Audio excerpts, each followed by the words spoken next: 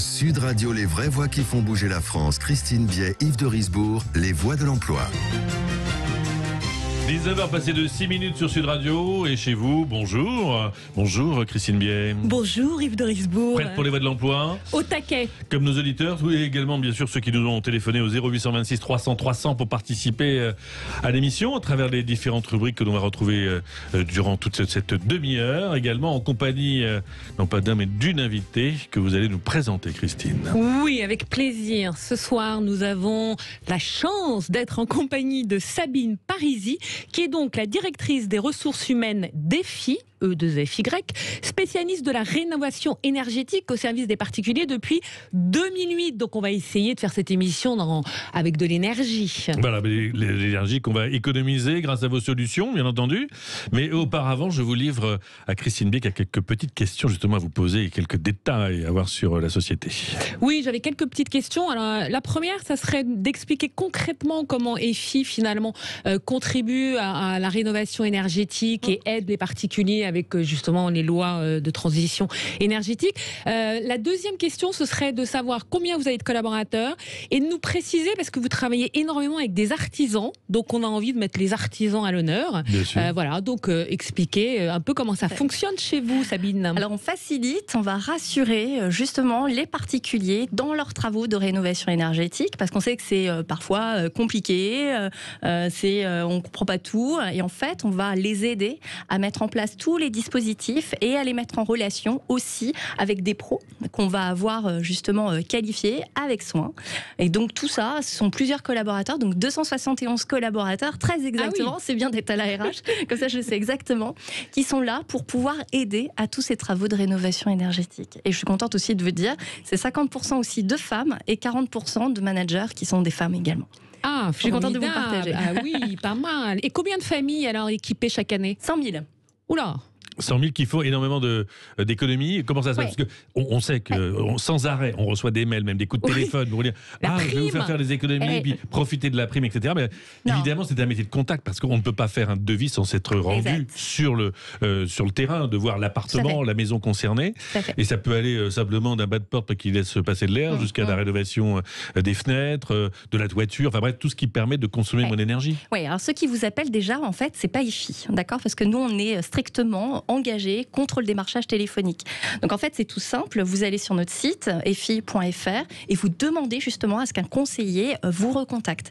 Et en fait, il est là, ce conseiller, donc conseiller en rénovation énergétique, comme on appelle en fait chez EFI, qui va vous rassurer, vous écouter, exprimer en fait vos besoins, d'accord, les reformuler et ensuite vous aider. C'est-à-dire que ce sont des spécialistes qui sont formés dès l'entrée dans la société pour pouvoir vraiment vous apporter leur expertise. D'accord. Sabine, vous allez être avec nous pendant cette demi-heure. Vous allez rebondir également sur les différents thèmes, les différents sujets qui vont être abordés, même parfois par les auditeurs, ce qui va être le cas d'ailleurs tout de suite. Sud Radio, les voix de l'emploi, on vous rappellera. Voilà, on se retrouve dans On vous rappellera. Et dans On vous rappellera, c'est Sandra qui nous a laissé un petit message sur le répondeur au 0826 300 300. Bonjour, c'est Sandra Drouane. Je quitte ma boîte et comme on est en télétravail, comment je peux l'annoncer à mes collègues? Parce que côté pot de départ, ça ne va pas être possible. Merci de vos conseils. Au revoir. Bah oui, ça c'est sûr. Hein. Et puis vous allez recevoir la parure de Silo Waterman par la poste. C'est ça. Parce qu'il n'y aura pas de pot de départ. Non, mais c'est vrai que c'est une excellente question parce qu'on a beaucoup parlé télétravail, les gens qui arrivent dans une entreprise, etc. Mais les pots de départ, ça touche effectivement les gens qui partent à la retraite, les gens qui changent de service, les jeunes, etc. Donc c'est très compliqué. On peut pas avoir les petits fours à la chanson, les serviettes qui tournent, etc. Bon, de temps en temps, c'est peut-être mieux. Mais moi, ce que je donnerais comme conseil, c'est déjà de peut-être pas se forcer à faire café visio, visio apéro, ou voilà. Il y a plusieurs solutions. On peut très bien dire, bon, on fera ça en vrai quand ce sera possible. Malheureusement, après, le temps peut passer. Je crois que c'est plus lié à la personnalité. C'est-à-dire, à ce moment-là, peut-être organiser un jeu, ou alors aller avec des collègues marcher dans un parc, ou très simplement envoyer un mail. aux gens avec qui on a travaillé vraiment, des vrais collègues dans une équipe, où là, on remercie, alors évidemment, toujours très professionnel, hein, on évite, Sabine, c'était génial quand on a dansé au séminaire à Caracas. Donc voilà, on reste très, très pro, et puis on choisit à qui on envoie le mail. Moi, je crois que c'est vraiment, il faut le sentir, et surtout, il faut être à l'aise. Parce que si vous faites une grande visio avec tout le monde, ça va être une cacophonie, on aura du mal à choisir un discours où il y aura des silences. Ils sont gros comme les timbres-poste sur Zoom ou sur Meet, donc oui, voilà. Donc voilà, moi je crois qu'il faut faire. Il y a même des gens qui font des jeux ou des blind tests ou des karaokés en visio.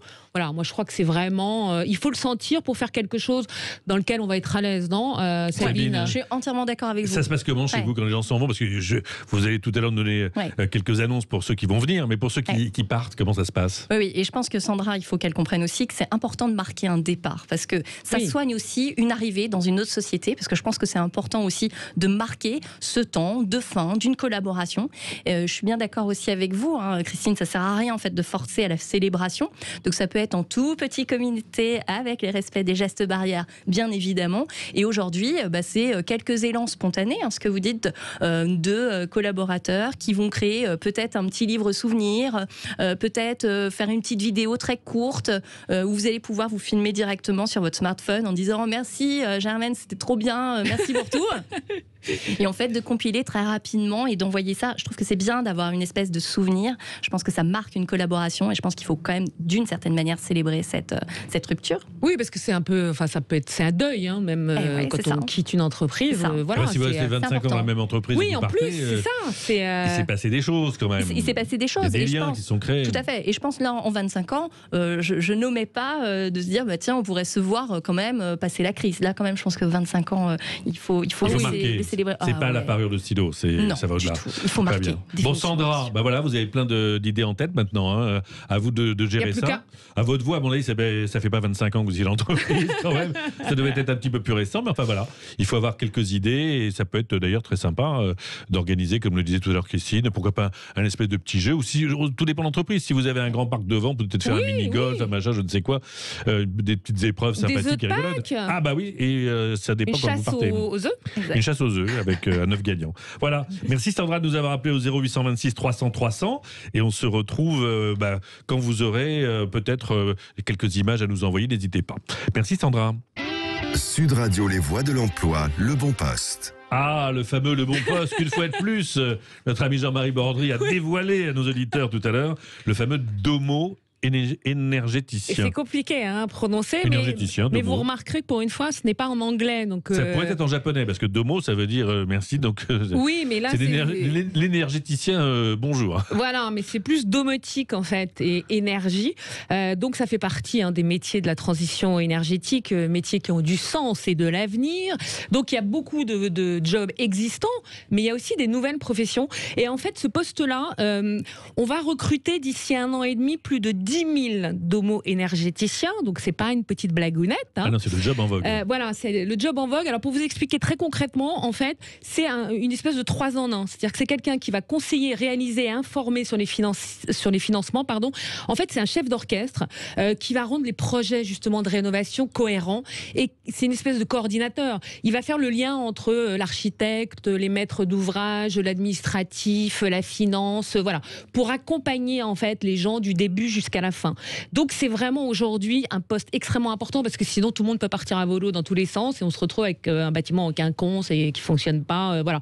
Donc il va faire en plus économiser de l'énergie à ses clients. Ça c'est vraiment le cas de le dire.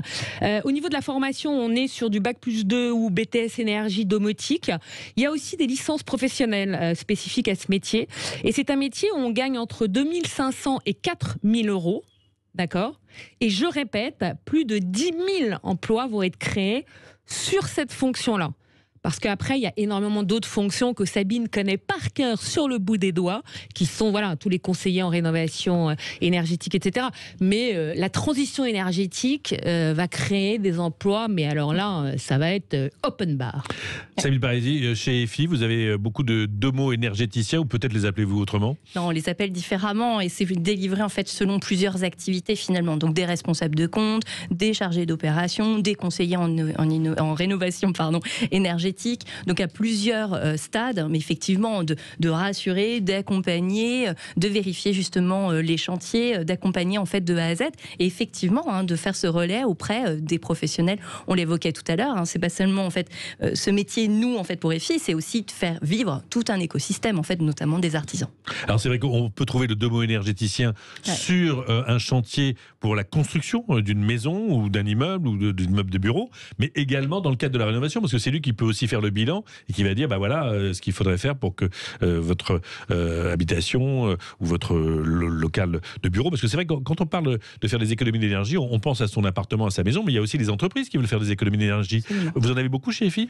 Alors nous, on est vraiment spécialisés auprès des particuliers uniquement. Bon, et si on sait jamais. On sait jamais. Enfin, les PME, TPE. Ça a été l'histoire des filles. Ça a été l'histoire des filles. Effectivement, on accompagnait en B2B. Aujourd'hui, uniquement en fait en B2C, uniquement auprès. Pour nous, c'était beaucoup plus vertueux justement d'accompagner les particuliers en termes de confort justement et d'économie quoi. Pour nous, c'était plus important. Très bien.